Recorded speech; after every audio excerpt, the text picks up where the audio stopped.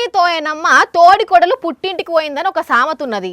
అట్లనే ఓ మోతవరికి ఏమనిపించిందో ఏందో గాని చక్కగా ఏదో పనున్నట్టు ఢిల్లీ సీఎం ఇంటికి పోయిండు. సరే పోతే పోయిండు, ఏదైనా సమస్య ఉంటే సీఎంకు చెప్పుకోవాలి, ఒక దరఖాస్తు కాగితం ఇచ్చి దండం పెట్టి వచ్చేయాలి. కానీ మనోడు ఏం చేసిండో ఎరికేనా? ఇగో ఈ ఫోటోలు అవపడుతున్న ఈ మోతవారి చూస్తుర్రా, ఈయన పేరు రాజేష్ కిమ్జీ. గుజరాత్ రాష్ట్రం రాజ్కోట్లో ఉంటాడు. ఈయన చేసిన ఘనకార్యం ఏందయ్యా అని అంటే ఇంకెవరో దొరకనట్టు పోయి ఢిల్లీ సీఎం రేఖా గుప్తా శంప వలగొట్టిండుల్లా. ఒక్కసారి కాదు 2 మాటల శంప మీద ఫట్ట కొట్టి జుట్టు పట్టుకొని గిండట.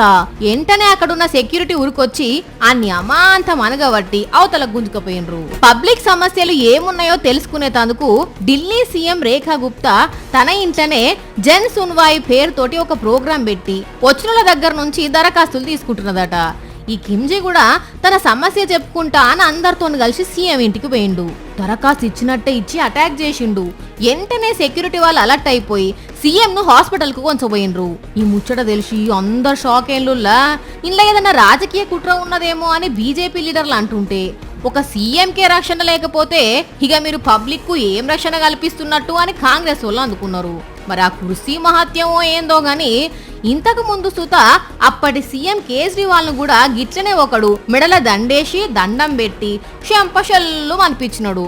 సీఎంలనే గీ తిరిగా శంపలు వాయిస్తుంటే ఏందన్నట్టు అని అంటున్నారు ఈ ముచ్చట ఎరికైనోళ్ళు.